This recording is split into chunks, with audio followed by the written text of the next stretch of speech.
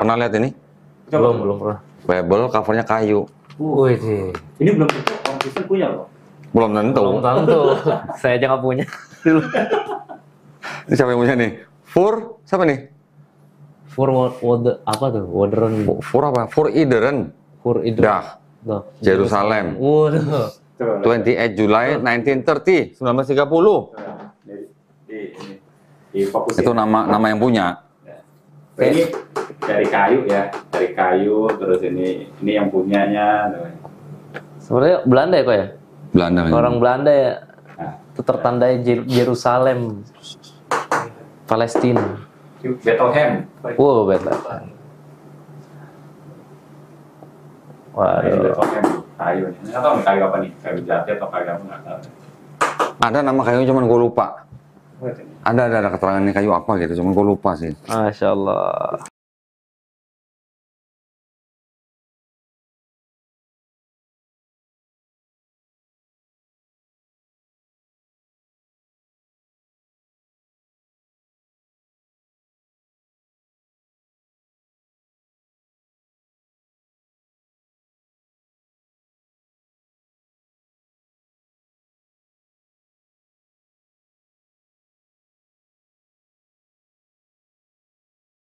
Nah, kalau kita berapologetika, khususnya saya dan teman-teman di Yayasan Gera Mualaf, itu tidak mau hanya asal bicara, tapi harus ada buktinya, bukti fisik. Ini ada juga beberapa Bible yang dalam tanda kutip saya pinjam dari perpustakaannya Ustadz Abu Didat. Ada nih. Ini termasuk nih salah satu nih yang dari perpustakaannya Ustadz Abu Didat nih. Tat, bagus sih Tat, pinjam Tat buat konten gitu. Banyak juga kayak begini ya? Lebih banyak lagi beliau. Tapi nggak semuanya Bible kalau dia kan, campur lah.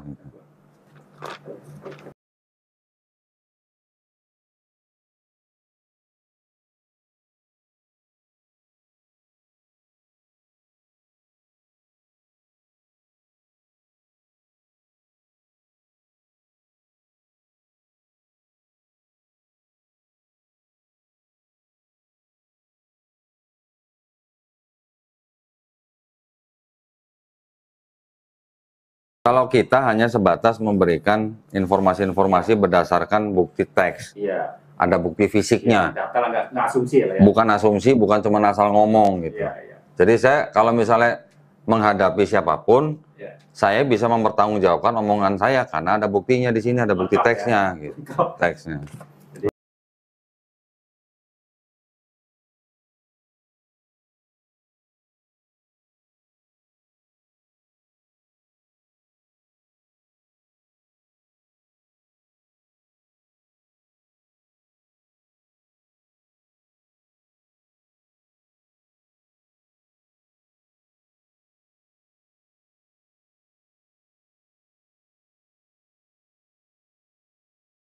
Ya, jadi gini, awal saya ulang lagi ya, jadi kita yang namanya belajar Kristologi itu bukan berarti kita mau jadi Kristen, bukan, sebagai Muslim ya, tapi kita belajar tentang teologinya mereka, dan juga bagaimana kita membantah teologi mereka berdasarkan literasi mereka sendiri. Jadi jawabannya sebenarnya ada di mereka. Jadi sebenarnya, dengan kata lain, Bible ini sebenarnya adalah musuh terbesar Kristen gitu malah sebenarnya. Iya. Karena apa? Dari Bible yang sama, ya walaupun begitu banyak versi, dari Bible yang sama menimbulkan aliran Trinitarianisme. Unitarian. Ada Unitarianisme, ada Oneness. Ini konsep Tuhannya beda-beda loh. Tolong disebutkan kok. Takutnya penonton yang cerdas ada yang belum paham. Unitarian itu apa? Trinitas itu apa tadi? Trinitarian itu yang punya akidah bahwa mereka percaya kepada satu Tuhan yang Esa. Ini gue ngomong satu Tuhan yang Esa loh. Ada tapinya, tapi Satu Tuhan yang Esa ini bisa bermanifestasi dalam 3 pribadi. 3 pribadinya ini Bapa, Putra, dan Roh Kudus. Akidahnya gimana? Bapa bukan Yesus, Yesus bukan Roh Kudus bukan Bapa, tapi ketiganya mempunyai satu hakikat yang sama, yaitu Tuhan. Jadi artinya Bapa bukan Yesus, Yesus bukan Roh Kudus bukan Bapa, tapi bukan 3 Tuhan, tapi satu Tuhan. Akidahnya mereka begitu. Bapa Maha Kuasa, Putra Maha Kuasa, Roh Kudus Maha Kuasa, tapi bukan 3 Maha Kuasa, tapi satu Maha Kuasa. Paham nggak? Paham nggak? Paham nggak? Kemarin gue lihat di TV ada tulisannya Haleluya, Haleluya. Ketiganya adalah Esa. Tulisannya ketiganya adalah Esa. Esa itu untuk 3 atau untuk 1 gitu. Untuk 1. Ini tulisannya ketiganya adalah Esa. Sama seperti tadi yang di sini kan. Ketiganya adalah 1 gitu. Gimana? Nah, itu yang Trinitarian.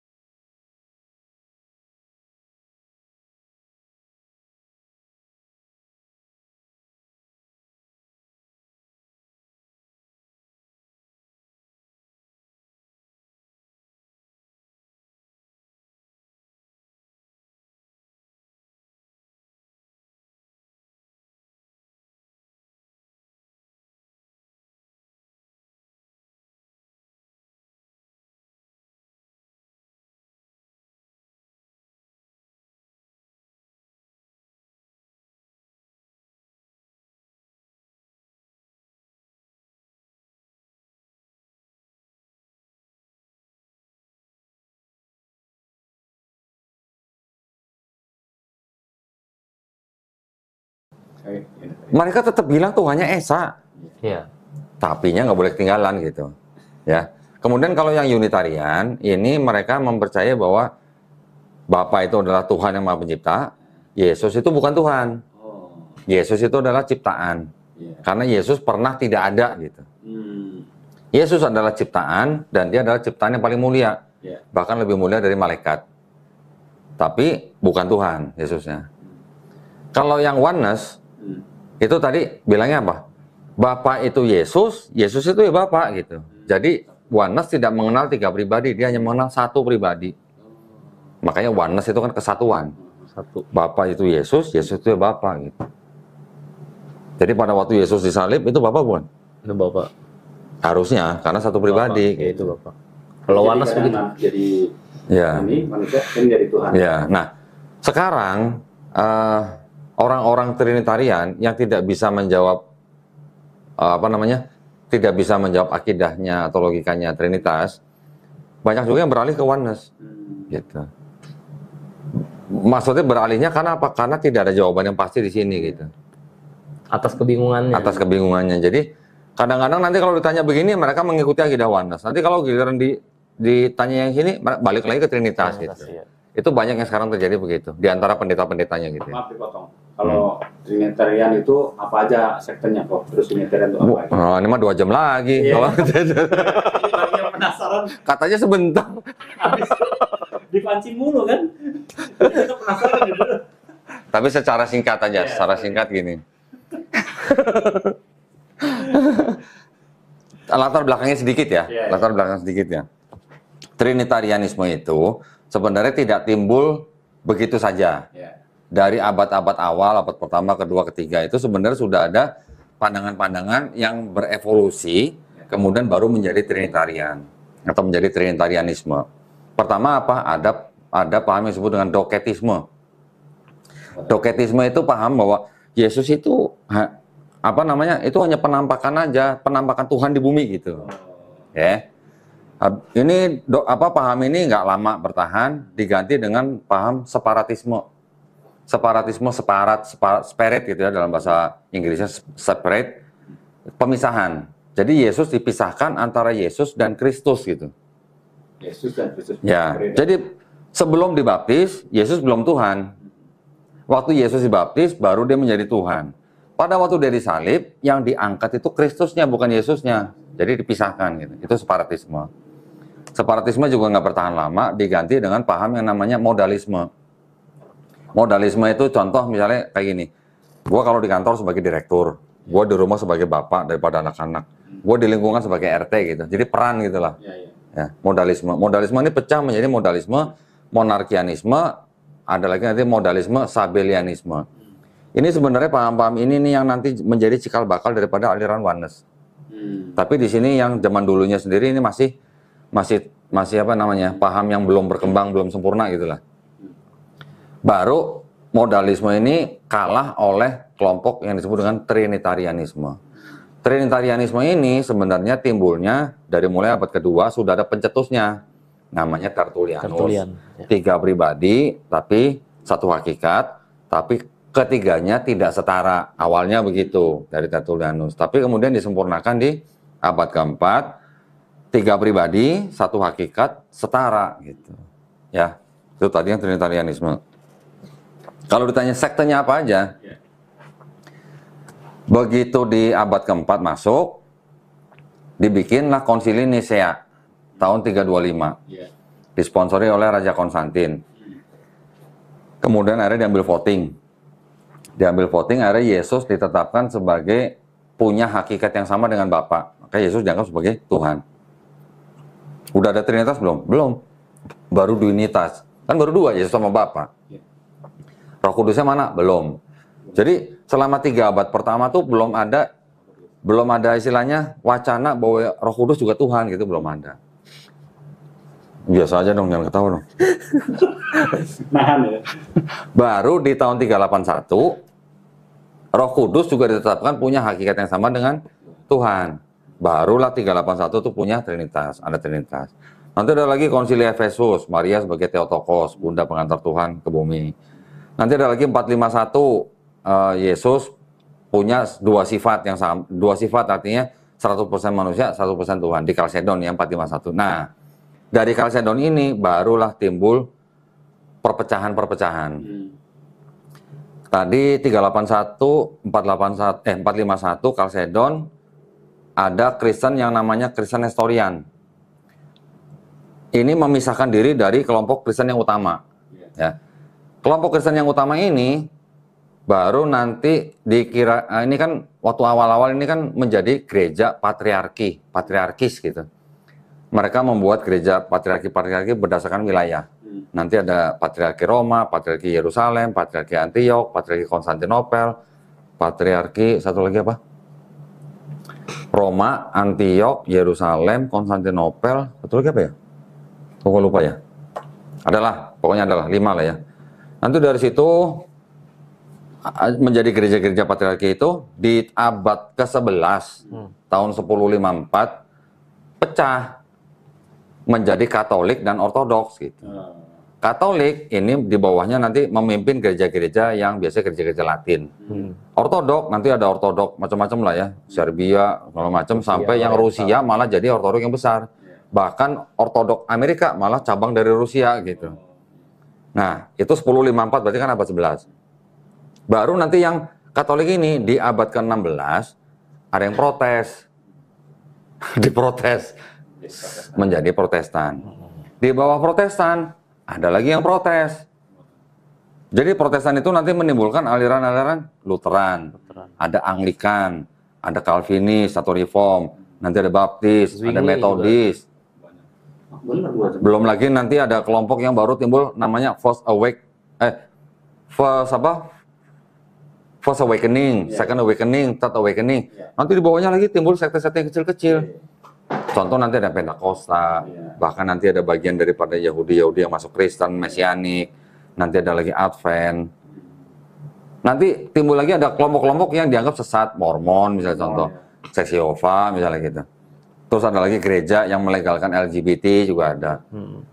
Ini tidak semuanya satu paham, tapi kalau ujungnya atasnya sama, Trinitarian. Tapi di bawahnya ini karena mereka boleh berpikir sendiri-sendiri, boleh mengedepankan ideologi yang kalau di Islam istihad ya. Nah, sampai begitu banyaknya, total kurang lebih sekarang ada 45.000. 45.000 sekte. Jadi saya nggak bisa nyebutin satu-satu. Bener 2 jam ini. Makanya Oke, nanti mungkin lanjut nih. Mungkin Bang Coki ada ini kesimpulan sebelum penutup.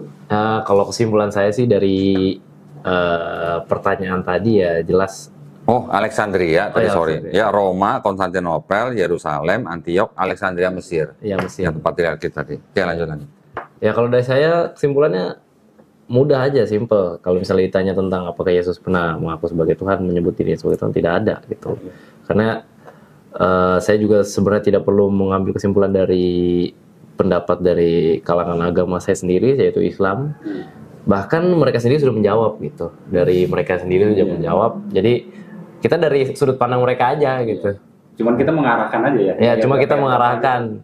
Dan mereka sudah menjawab tidak ada, dan buktinya pun dari literasi mereka sendiri. Ya kita hanya menunjukkan ya memang begitu adanya gitu. Dan ternyata kalaupun ada itu hanya penafsiran atau dogma yang kemudian berkembang dan menjadi masif diyakini oleh saudara kita. Itu aja sih. Sorry, saya koreksi dikit. Tadi kan saya mengatakan ada golongan Nestorian. Kelompok Nestorian setelah Konsili Kalsedon. Ternyata Nestorian ini bukan dari Kalsedon pecahnya, tapi dari yang Efesus. Dari Efesus tahun 431 itu sudah menimbulkan perpecahan menjadi gereja Nestorian. Setelah 451 baru nanti ada Ortodok dan Katolik.